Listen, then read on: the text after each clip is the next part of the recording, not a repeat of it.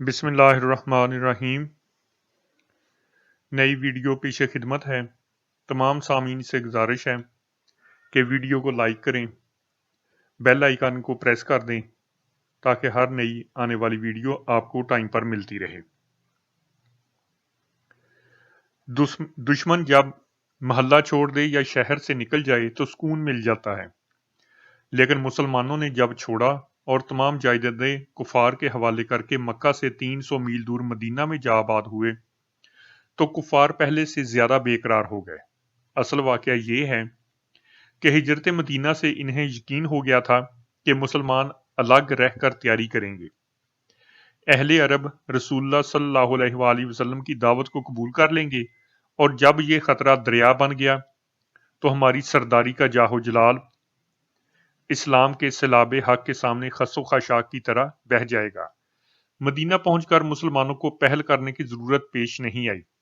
قریش مکہ نے اپنی دماغی پریشانیوں کے ماتحت خود ہی آ بیل مجھے مار کی روش اختیار کر لی تھی۔ جب بدر اور احد کے میدانوں میں ان کے تیغ ازماؤں کا زام باطل بھی ختم ہو گیا تو وہ سازش کے جال بھی بچھانے لگے۔ انہوں نے عزل اور فارا کے 7 آدمیوں کو رسول اللہ صلی اللہ علیہ وآلہ وسلم کے پاس بھیجا اور کہلوایا، اگر آپ ہمیں چند مبلغ عنایت فرما دیں تو ہمارے تمام قبیلے مسلمان ہو جائیں گے۔ حضور صلی اللہ علیہ وآلہ وسلم نے عاصم بن ثابت کی ماتحتی میں کل 10 بزرگ صحابہ کا وفد ان کے ساتھ بھیج دیا۔ ایک گھاٹی میں کفار کے 200 مسلح جوان مسلمانوں کے تبلیغی وفد کا انتظار کر رہے تھے۔ جب مبلغین اسلام یہاں پہنچے تو بے نیام تلواروں نے بجلی بن کر ان کا استقبال کیا۔ مسلمان اگرچہ اشاعت قرآن کے لیے گھروں سے نکلے تھے مگر تلوار سے خالی نہ تھے۔ احساس خطرہ کے ساتھ ہی 200 کے مقابلے میں 10 تلواریں نیاموں سے باہر نکل آئیں اور مقابلہ شروع ہو گیا۔ 8 صحابی مردانہ وار مقابلہ کرتے ہوئے شہید ہوئے، اور خبیب بن عدی اور زید بن دسنا 2 شیروں کو کفار نے محاصرہ کر کے گرفتار کر لیا۔ سفیان حضلی انہیں مکہ لے گیا اور یہ دونوں سالے مسلمان نقد قیمت پر مکہ کے درندوں کے ہاتھ فروخت کر دیے گئے۔ حضرت خبیب بن عدی اور حضرت زید کو حارث بن عامر کے گھر ٹھہرایا گیا اور پہلا حکم یہ دیا گیا کہ انہیں روٹی دی جائے اور نہ پانی۔ حارث بن عامر نے حکم کی تعمیل کی اور کھانا بند کر دیا۔ ایک دن حارث کا 9 عمر بچہ چھری سے کھیلتا ہوا حضرت خبیب کے پاس پہنچ گیا۔ اس مرد سالے نے جو کئی روز سے بھوکا اور پیاسا تھا، حارث کے بچے کو گود میں بٹھا لیا اور چھری سے اس کے ہاتھ سے لے کر زمین پر رکھ دی۔ جب ماں نے پلٹ کر دیکھا تو حضرت خبیب چھری اور بچہ لیے بیٹھے تھے۔ عورت چونکہ مسلمانوں کے کردار سے ناواقف تھی، یہ حال دیکھ کر لڑکھڑا گئی اور بے تابانہ چیخنے لگی۔ حضرت خبیب نے عورت کی تکلیف محسوس کی تو فرمایا، بی بی تم مطمئن رہو، میں بچے کو ذبح نہیں کروں گا، مسلمان ظلم نہیں کیا کرتے۔ ان کے الفاظ کے ساتھ ہی حضرت خبیب نے گود کھول دی، معصوم بچہ اٹھا اور دوڑ کر ماں سے لپٹ گیا۔ قریش نے چند روز انتظار کیا۔ جب فاقہ کشی کے احکام اپنے مقصد میں کامیاب نہ ہو سکے تو قتل کی تاریخ کا اعلان کر دیا گیا۔ کھلے میدان میں ایک ستون نصب تھا اور یہ اپنی بے بسی پر رہ رہا تھا۔ اس کے چاروں طرف بے شمار آدمی ہتھیار سنبھالے کھڑے تھے۔ بعض تلواریں چمکا رہے تھے، بعض نیزے تان رہے تھے، بعض کمان میں تیر جوڑ کر نشانہ ٹھیک کر رہے تھے کہ آواز آئی، خبیب آ رہا ہے۔ مجمع میں ایک شور میشر بپا ہو گیا۔ لوگ ادھر ادھر دوڑنے لگے۔ بعض لوگوں نے مستعدی سے ہتھیار سنبھالے اور حملہ کرنے اور خون بہانے کے لیے تیار ہو گئے۔ مرد صالح خبیب رضی اللہ عنہ قدم بقدم تشریف لائے اور انہیں صلیب کے نیچے کھڑا کر دیا گیا۔ ایک شخص نے انہیں مخاطب کیا اور کہا، خبیب ہم تمہاری مصیبت سے درد مند ہیں، اگر اب بھی اسلام چھوڑ دو تو تمہاری جان بخشی ہو سکتی ہے۔ حضرت خبیب رضی اللہ عنہ خطاب کرنے والے کی طرف متوجہ ہوئے اور فرمایا، جب اسلام ہی باقی نہ رہا تو جان بچانا بیکار ہے۔ اس جواب کی ثابت قدمی بجلی کی طرح پرشور بھیڑ پر گری۔ مجمع ساکت ہو گیا اور لوگ دم بخود رہ گئے۔ خبیب رضی اللہ عنہ کو کوئی آخری آرزو ہے تو بیان کرو۔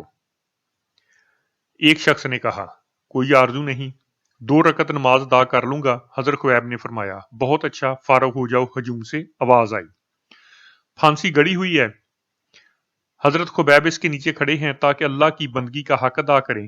خلوص و نیاز کا اسرار ہے کہ زبان شاکر جو حمد حق میں کھل چکی ہے اب کبھی بند نہ ہو۔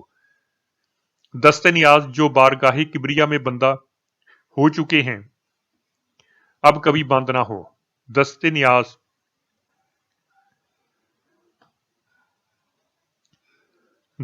جو بارگاہ کبریا میں بند چکے ہیں اب کبھی نہ کھلیں۔ رکوع میں جھکی ہوئی کمر کبھی سیدھی نہ ہو، سجدہ میں گرا ہوا سر کبھی خاک نیاز سے نہ اٹھے۔ حربن منہ سے اس قدر آنسو بہیں کہ عبادت گزار کا جسم نو خون سے خالی ہو جائے، مگر اس کے عشق و محبت کا چمن اس انوکھی آبیاری سے رشک فردوس بن جائے۔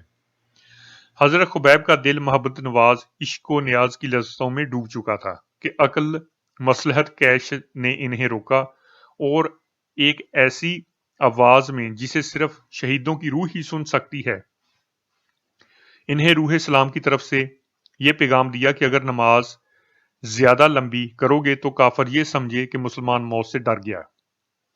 اس پیغام حق کے ساتھ ہی حضرت خبیب نے دائیں طرف گردن موڑ دی اور کہا، السلام علیکم ورحمۃ اللہ۔ کفار نہیں بولے مگر ان کی کھنچی ہوئی تلواروں نے جواب دیا، وعلیکم السلام ورحمۃ اللہ۔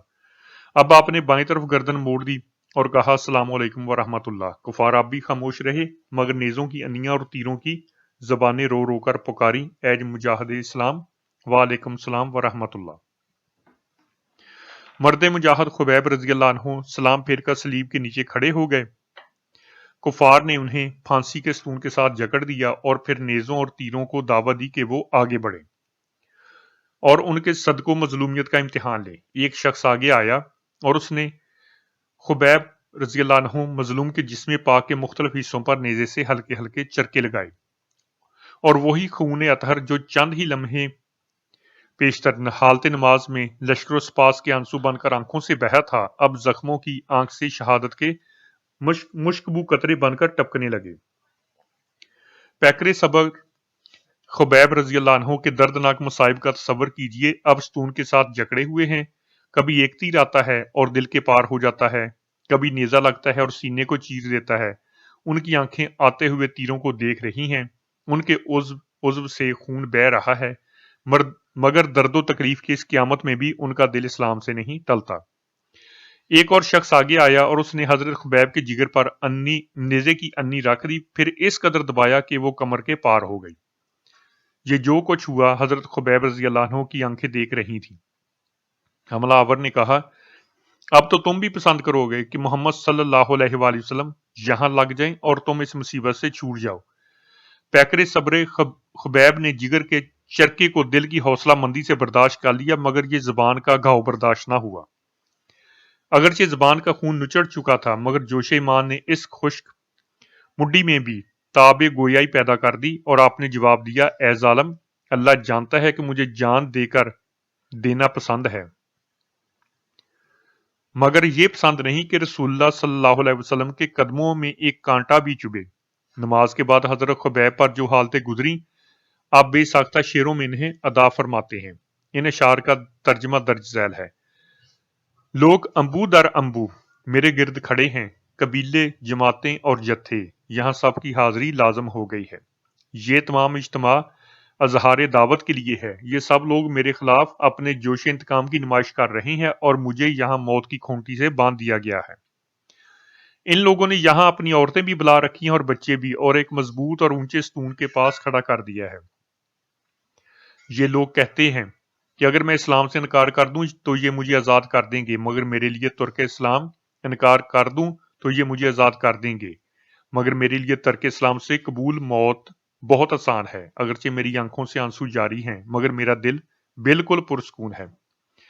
میں دشمن کے سامنے گردن نہیں جھکاؤں گا، میں فریاد نہیں کروں گا، میں خوفزدہ نہیں ہوں گا، اس لیے کہ میں جانتا ہوں کہ اب اللہ کی طرف جا رہا ہوں۔ میں موت سے نہیں ڈر سکتا، اس لیے کہ موت بہرحال آنے والی ہے۔ مجھے صرف ایک ہی ڈر ہے اور وہ دوزخ کی آگ کا ڈر ہے۔